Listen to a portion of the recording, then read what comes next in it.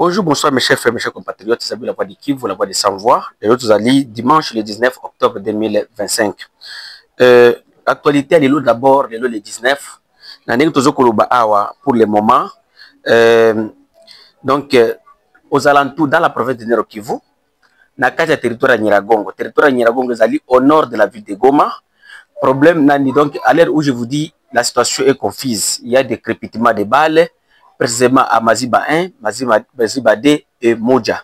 Il y a toujours des crépitements de balles. Jusque-là, toujours au Benga, on nous a dit que non.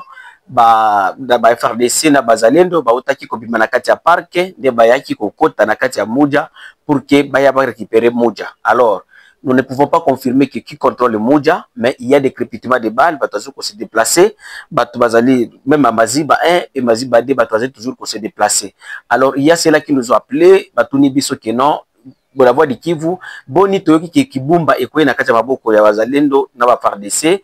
Alors, selon nos câbles à Kibumba, balobi que lobby, il y avait des crépitements de balles lobby pour tout parce que cortège moko ya M23, ba préciser biso te que les alaki cortège ya Corneille Nangande otazo koloba. Non, balobi cortège moko kotaki na kati ya Biscade, comme vous le savez, dans des milliers là où il y a de la guerre, c'est normal, bato kotaka na kati ya ba nani wana, mais il y a la situation à Kibumba est sous contrôle de l'AFC M23. Donc, ce n'est pas que non, il y avait des affrontements hier à Kibumba pour que Kibumba soit récupéré par nos forces armées de la République du Congo et les Wazalendo.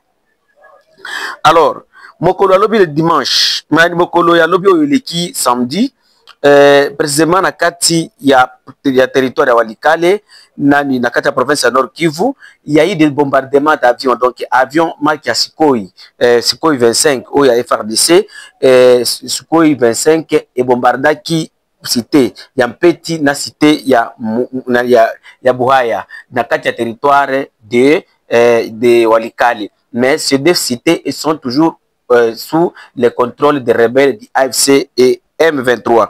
Alors, jusque-là, dans ce nani bila oyo ezala kiwana oyo lekaki na kati ya nani ya Mpeti et na Mpeti na Buhaya na toyebi yango te, mais ceux qui toyebi toza na babila tokoyela bino yango na mission na biso mosusu ezoya. Mes chers frères, mes chers compatriotes, d'autres actualités que nous avons pour le moment, ezali actualité premièrement, il y a avant que de Koloba sur la situation qui se passe chez nous à Uvira, entre les Wazalendo dans le territoire d'Uvira et dans le territoire de Fizi. Donc, il y a une carte de province Nabiso Yamboka Kinshasa Bandeko. Il y a eloko moko kokamwa. Vraiment, le gouvernement congolais, nous sommes tellement désolés. Parce que gouvernement, nous sommes là, si tu veux la M23, gouvernement Nabiso Ezali Kokozama na Félix Tshisekedi. Il faut bangonde se conformer, base à la honnête, base à la paix, bas responsable. Mes chers frères, je pense que tout le monde a partout armé, il y avait des Congolais, il y avait des Congolais qui se sont donnés depuis 2001, depuis 2021 plutôt, donc il y a des Congolais, il y a nani États-Unis, yana bauta Canada, bauta Irlande, bauta Afrique du Sud, bauta Tchad, bauta Congo Brazza, bauta pe Angola. C'est le correspondant à Biso na Kinshasa au totindaki kendo kusala investigation ya Batwango parce qu'il y a des militaires banande na tout ko bisabino aw. Baya kipo baya kokuta na kati ya armée na biso. Après appel ya chef de l'État 2021 o ya singaka batukeno to appuyer armée to kota na kati ya armée nani baya kapé na bango na général Munene. Général Munene ba ebele boyebie abengisaka bato ebele bayaka na bango na Kinshasa, mais lelo bango kokuma na Kinshasa bandeko bakomi ko souffrir. Bakomi ko souffrir. Bango tout c'est le correspondant na biso lobi que non na Kinshasa lobi que non bato yango bazali na kati ya kan kokolo. Baza na kati ya kan kokolo bazo kulala na parade wana même isika kulala bazo kopesa bango te depuis 2021 wana et puis donc et puis tango bayaka wana ça fait 4 ans bazo kani eloko akolia te ni eloko moko te, donc bazo ko souffrir ebele na bango kutu bakomi ko kufa na makambo oyo ya tension. Donc côté le gouvernement ça va beaucoup d'armée, tandis que 1700 personnes ba volontaires ba yaki po ba sunga mboka po ba kota na kati armée, mais bango bazali na armée na bango na biso esundoli bango. C'est la première fois vraiment na yoka na Congo que non armée effectif et tondi. Parce que c'était que non effectif et armée na biso na tondi te.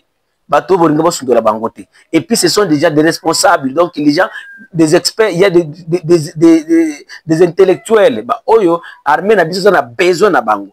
Na ndenge donzo ko bisabino, il y a déjà oyo bazoko kufa na kati nani wana. Chef d'état-major général nano a visité bangote. Chef d'état-major général de l'armée. Bazawana depuis Bemba Zali ministre de la défense, même ye Bemba Gombo au Jean-Pierre, a Kenda même qu'on visiter Bangote. Le fisc, le chef d'état-major chargé d'administration et logistique, le général-major Kabamba, Ndemuto a Kenda ko visiter Bango. Et puis tant qu'on a Kenda ko visiter Bango, a kuta Bango bazana nzala, oh l'obitozo et la bidombongo. Tant qu'on va y la Bango bongo, ba yo kopesa Bango chaque $10 Bango. Donc batiaka bango na nani na mulongo depuis 9h baka kozwa bongo 18h. À l'heure actuelle où je suis en train de vous dire, ebele na bango bakomi kokufa na batension. Ebele na bango bakomi kokufa na batension. Comme lundi oyo tikoleka, il y a le 10 octobre 2025, bautaki kokunda colonel na lieutenant colonel Alexis Moutaoule, nani na major Bumba mais Moasso Mwana, lieutenant colonel Alexis Moutaoule na major Bumba Moasso Mwana, ba oyo bakufaki bakundaki bango déjà bakundaki mani nani oyo major Bumba azali mwana ya lieutenant général Bumba Maoso oyo azalaki ancien commandant force terrestre nani ya sous nani les maréchal Mobutu. Alors nani awa bauti ko bungisa lisusu major Oscar Otenga na moko na mususu sergent oyo nde akufaki lobby samedi. Sergent mususu, donc il faut pas kunda sergent mususu batu nyonso oyo bakomi ko kufa nde na ba stress au moins ndenge na ba diaspora bisika bozali kuna batu nani Felix azoya tebino mateya maluba o tozonga tokende ko bungisa armée na biso tozala boye o tala nazo ko sala boye Rwanda zo ko agresser biso na boye bino siko ya tokende to bungisa mboka na biso nzoka nde za Rwanda teza biso moko te tozoko négliger na bato na biso. Alors tango bakoma ki siko na Kinshasa bango basundoli bango 1700 personnes basondo bakomi ko souffrir na kati ya Kinshasa, bakomi ko yenga na kati ya banzela ko senga biloko sonanga 500 sonanga 1000 francs na so bakutu kwanga, donc bakomi ko souffrir. Lelo oyo bayutaka boneti ba États-Unis, ba Irlande, banani ba Afrique du Sud, ba Canada bakomi ko regretter kutuna misala na bango batika kila poto. Correspondant na biso a Kinshasa oyo akotaki ko nakako ko kutana kina bango alobi ke moko na bango tango ndo solana abanda ko bimisa mai ya miso akomi ko alobaki no ni tete maloba chef de l'état akenda ko kosa bango kuna na bapoto ye alingaka zonga teza kina musala na yeso ki badozo basoki 2000 € par mois, mais lelo akomi ko souffrir kuzanga même 500 francs ya kwanga atika kibana ayebita ko vivre ndenge nini bango bayaki par l'idéologie ki bayo ko sunga mboka zoka nde mboka yango kutu ezali kutu Rwanda te ezali biso moko to soko bebisango. Mes frères et sœurs, le problème du Congo d'abord ce n'est pas le Rwanda, c'est nous-mêmes. Le Congo nous avons une autorité, une responsabilité. Nous sommes un pays en guerre, là où l'armée a besoin de l'effectif, mais vous n'êtes pas capable de reprocher les autres qui se sont donnés pour qu'ils vaillent de la mboka. Alors, au Kolobaki, Kagame nde mutorobi ki non, bosunga to wana disputé, bozo ngwa charge té. Vraiment to beleli to sengi ki le chef d'état-major général des FARDC, ministre de la défense Mandiavita, bokendena na kankukulu, za na bato bazo ko souffrir kuna, bazo ko souffrir, bato bakomi ko kufa kozanga kutuna aide. Nous vivons dans quel pays? Là où vous nous chantez chaque jour, oh, beaucoup en armée, mais bien le ministre de l'Autorité, vous la crise. Ban habitant nous tanga ba poto école la bien, vous autres sakana mambo, to manaki ba Antoni ko kende ko sakana ba kati ba ba, ko boka mbambo na nini, mais tala ba oyo bazo ko pesa ki ba kende ko fele kolo, ba kende ko bondele kolo, ndenge bazo ko ba keno, ko ya te bendele ko ya te, bendela ngo wane ko na kati ka kokolo. Kanko kolo kutu na zinga na bino, exacte ke no boke to ke place mususu, ezaka a Kinshasa. Quand Bendel déjà écoué. Alors, qui empêche que Bosunga Batouane? C'est Kagame encore. C'est les M23. Hein? Donc, Bokolobake, c'est Katumbi, c'est Kabila. Non. Encadrer d'abord Oyo Mipesiwana. Nous devons avoir l'esprit, il y a donner courage et pas Bamoussous Oyo, Bazoko Mipesa po Namboka. tobimi la question oyo ya bandeko na biso oyo bazoko baterengani na kati ya Kankokolo oyo ba militaire baza rejeté na kati ya Kankokolo par le gouvernement congolais. Mes chers frères, mes chers compatriotes, toye kolobela sur les dossiers oyo ezokoleka na bord na ndenge tozana na Kinshasa avant ko ba dossier bazalendo awa na ndenge batukomi kobunda bango na bango tolobi na no lobby na Kinshasa ba mubondo bakendaki ko massacrer bato na kati ya village ya Mpokinsele. Na kati ya village ya Mpokinsele ba mubondo bayaki ko banda ko massacrer bato à moins de 60 km na Kinshasa sans même intervention armée. Bato bakomi ko benga ba téléphone ba commandant ya armée na la police baya basunga basala intervention sans même l'intervention. Tolanda nanu bato ya villageois oyo nani ya Mpokinsele to benga ki bango na téléphone pour que toyoka qu'est-ce qui se passe et qu'est-ce qui s'est passé bolanda nanu ngo bandeko pour toyoko zonga makambo oyo actualité mususu tolanda. Oui, bonjour la voix de Kivu Boni. Abiso toza bien te na makambo to kuna na Kinshasa bato bakimi donc babondo bayeko bato ezali ndenge nini est-ce que bokoki kopesa ba congolais po bayeba nini ezali koleka sikoyo na journal de samedi le 18 octobre 2025 ezali ndenge nini na Kinshasa? La voix de Kivu biso peuple teke to zara to hakimia te. Mais tozo comprendre te gouvernement ya président Félix oyo to sali nini mobondo awa na village Mpokinsele 7 km ayaki depuis 11h bato mosusu poto okendaki na zamba omikimeli na zamba bana classe babungi bien na manduki bifasan bazana ba fabrication okanga ya libre bamususu bazana ata donc ba récupérer mboka balobi ke mabele oyo ya badal lelo eza lisusu ya bio batekete eza ya biso bayaka alors bapesi meeting na bango batie drapeau na bango donc na minute oyo lokola biso tolingaka bituma te mwana benana tobendani à 0 mètre depuis bayaki 11h ni intervention moko ezali te mais mobondo azotambola na kombo ya chef de l'état na monoko eloko biso tozokamwa yango wana. Alors azotambola na kombo ya chef de l'état ndenge nini? Est-ce qu'on peut expliquer ba congolais? Oui, balobi nini? Alobi ke biso bateke toteka mabele epai ya barwandais bango baponi bitumba na barwandais barécupere mabele. Alors fati mwana mboka ye na minute oyo bango baza bango parapluie na bango eza fati donc nayebi te bitumba ngo na barwandais na plateau yango soki babundeli yango place ni nayebi parce que nayebi bitumba oyo bango bakoboma biso barwandais yango nga mpe depuis nafana kolinano namona nga barwandais na plateau te ko barwandais yango na plateau baza banani est ce que kuna barwandais bazali to barwandais bazali koto ya est biso tomonaka barwandais yango te monoko na bango ezalaka kaka barwandais tomonaka barwandais te donc toza mal à l'aise minute oyo biso kutu toza na presse tozoluka transport po ete tokima Kinshasa parce que moyen ya kofanda na bango eza te fo mona bamosusu baza na bameshe mosusu baza na baroba basi comportement na bango na biso ezosimba bazamona banyama zamba biso tokola toza bato mwa tofanda bango eza te mais eloko ezokambusa biso comment un président baélecteur na yo bavote yo bazokufa à 1 mètre na Kinshasa parce que niveau awa toza na Kinshasa eza na 60 km bato bazokufa ni intervention depuis bayaki 11h ni intervention ya soda ni eloko moko ezali te donc massacre ya bateki ezoko continue ko massacrer population gouvernement ezali kosala ta eloko moko te bango basanya bazokolobaki baza na parapluie na bango ezali président de la République 5 ans yango oyo depuis biso awa na maluka par kwa mutu tozokende 7 ans 8 ans biso na maluku awa 5 ans yango oyo avant-hier nga moko présent namoni mpena mutuka ya basoda na ration na makayabu na loso ekoti na soje ya kote colonel Panzaza eketikela mibondo ration tala niveau donc bamibondo bazwi ration kobima epa gouvernement congolais pour que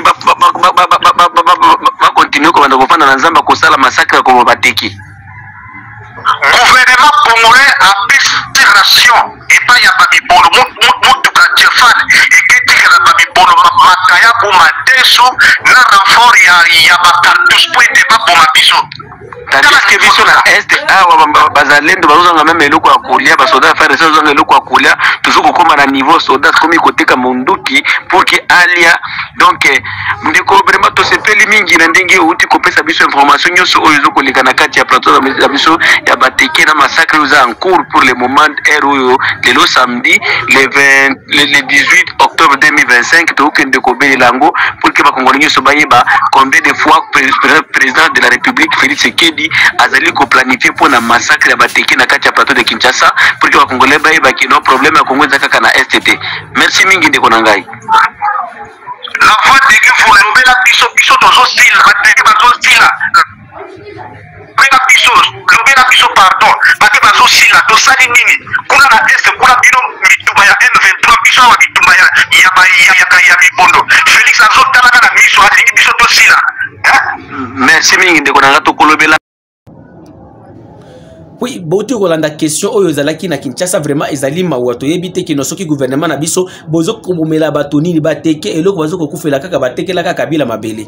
Donc l'effet que Kabila d'acheter anani a nanani na plateau de bateke yangonde ekomi eloko oyo selo bateke balobi que non le président les a sacrifiés, le président et le président Bosso et autres ils ont fait un complot pour exterminer ces peuples là parce qu'ils ont vendu la terre ou bien la ferme à monsieur Kabila. Vraiment tobele li la communauté internationale ils ont makambo au sérieux. Ça fait 7 ans massacre à bateke na kati ya nani ya Kwilu na 5 ans à Kinshasa. Bateke aussi mérite, c'est un peuple minoritaire. Oyo toza na besoin de protéger bango. Oyo baza na muto ya kolobela bango te. Soki nga na yo congolais to telemito kolobela bandeko na biso bateke. Après les bateke ba kokende ko batetela. Après batetela ko kokende ko bakusu. Après bakusu ko kokende ko mela barega.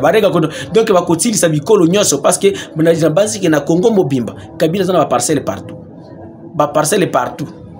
C'est pourquoi la guerre où il y avait peut-être aussi parce que peut-être na Masisi na Nyiragongo kuna Kabila na ba ferme peut-être bino pe kuna na Katanga okutila bino bitumba parce que Kabila a des parcelles parce que bateke lelo bazali sous la menace ya ko exterminer bango parce que ils ont vendu leur terre auprès de monsieur le président honoraire monsieur Joseph Kabila Kabange. Mes chers frères, mes chers compatriotes, to lobela makambo ya bazalendo. Donc awa makambo ya conflit moko munene za na kati ya Uvira awa e boko kiko yoka kaka no eloko moko explosia munene awa bato bomani mbala abato robela makambo ozo koleka entre ba groupe moko ya nani ya plein de la Ruzizi na groupe ya CNPCC monsieur nani ya général Amour William ya Kutumba d'abord na kati ya territoire de Fizi na kati ya territoire de Fizi lendi oyo elekaki wana lendi oyo elekaki na ya le 13 nani na kati ya cité dans les 10 na kati ya cité ya Onde Onde zali na kati ya territoire de Fizi na kati ya groupement basha langwa na kati ya province ya Sud Kivu nani kuna bazalendo ya nani ya nani ya Bishamboke babandai ko beta masasi ko bunda bango na bango entre bazalendo moko na bango nde akufaki eloko salaki ke population ezana panique population kadisa ke no peut-être munguna akoti na kati ya mboka ya Onde. Alors le 13 le 10 maintenant nakati ya nani ya mboka oyo tozoko benga Atanga ezali nakati ya ville ya Baraka ezali commune ezali aussi de la ville de Baraka c'est à 102 km au sud de la ville d'Uvira.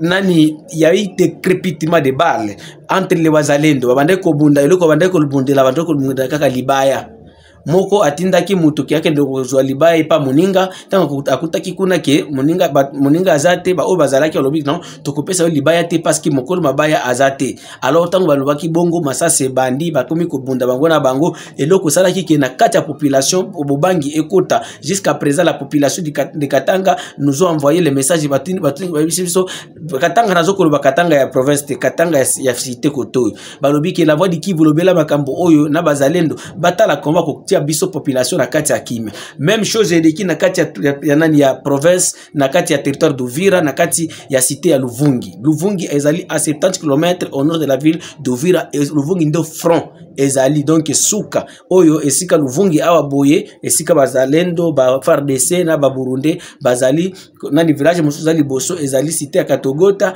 nde esika M23 azali donc na luvungi bazoko mona na ennemi boye kuna nani moko problème moko ekoti munene ekomi kutu na bakomi kutu kolinga ko misango na kati ya ba conflit na bango po ba mango neti bikolo comme vous le savez ba équipe ya Kamama na tumusu kuna baza ba Fuliru ba na ya kutumbaza mubembe donc conflit bakomi kozongo neti ba Bembe na Fuliru mais ce n'est pas un conflit de ba Bembe ile ba kuwasaidia mais walikuwa kukamatisha ndio Uvira.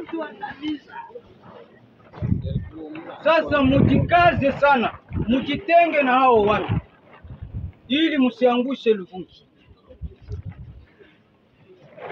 Sasa pesa sasa haikukuya kusaidia Uvira, mais ilikuya kuchuma.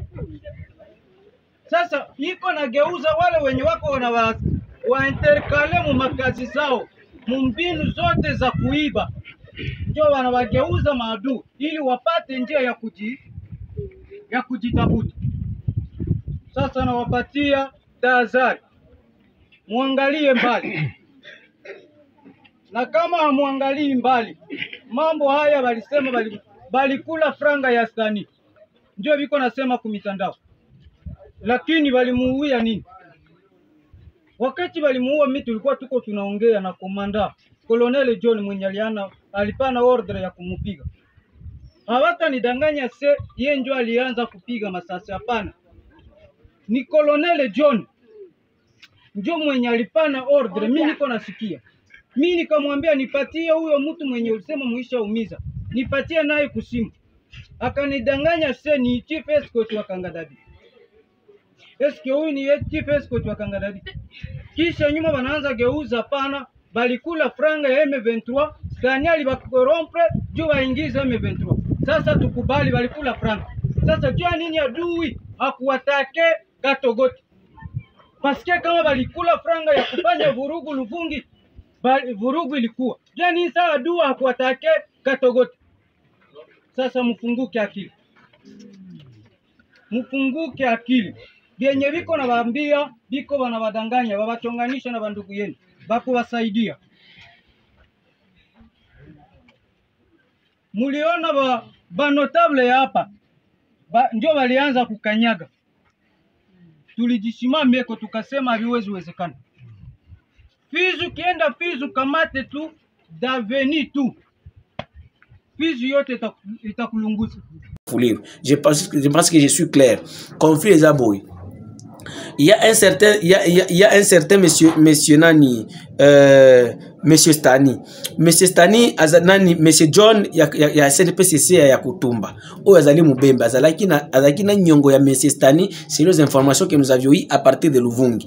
Tant azaki na nyongo ya monsieur Stani, bangutu azaki bazalendo, mais ya ba groupe différent. Alors, tant monsieur Stani akendaki ko senga mbongo na ye, mutuana nde bazwaki babandi ko beta ya pre ko beta ya beti masasi akufaki. Nde lelo siko bande ko na yepe batomboki olobiki no bitumba nde bitumba. Donc jusqu'à présent, ba message même ezo kotinda na ba réseau WhatsApp na nini ezali ya kolinga bato babunda entre bikolo na bikolo. Mais j'appelle toutes les tribus confondues, bazabembe et ba Fuliru, boza bandeko, bobalana, boza ba voisin, boza nini, boza la kamakambo tu. Bokota na kati ya piège te ya bato oyo bakei ko bomana kuna pona ba interne bango kaka mbongo. C'est mieux que tout ya bango na setu bisango que non total M23 zo liboso na biso to bunda na M23 ki to banda ko mana biso na biso parce que ce qui otali tension comme na Uvira awa bolingo za wate bandeko. Muto ko sabino te que non, il y a un front ici au bazalendo azoko bunda awa personne muto azoko bunda awa zati azate bato atie bato abaza Burundi ni tete les militaires Burundi mbele muto atamuko azawate parce que akomika kako yenga ko matakita bino kaka ba réseaux sociaux kokosa bino ba réseaux sociaux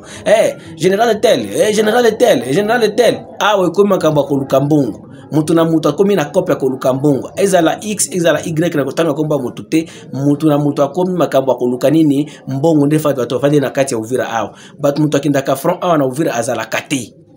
Oh, tel qui na front, azoko sayo. Donc, ndengwana bandeko nangai balandi oya la voix de Kivu, la voix de sans voix. Bon, pour déterminer bandeko toki koloba pour problème ya nani ya fermeture ya nani ya cité minière à Luhihi. Pour le moment population na ekomi ko souffrir. Luhihi ezali na kati ya province na biso ya nani ya Sud Kivu awa ezali entité ezali contrôlée par le M23. Alors les autorités du M23 bautaki koloba ke non bautaki ko kanga ba activité nyonso na kati ya cité minière wana. Et comme vous le savez biso ko tout zakana société te tout zakana misala te donc muto soki akeye na ba cité minière wana azwi mbongo nde eloko zo kosala ko nani a vivre. Ba population baza kuna na Walungu Shabunda nini na Walungu Kabare balobi la voix du Kivu belela peut-être même ba autorité M23 ko kiko yoka yo yebisa ngo kino soki bayaki ko libérer ezate kino baya ko privé biso vina biso batika biso to kota na kati ya bakaripe pour que tout la nini ya kosunga famille parce que malgré la guerre tozolia bana bazotanga tozala bezo to lata tozo batwazo bela alors mbongo to kozwa wapi batika biso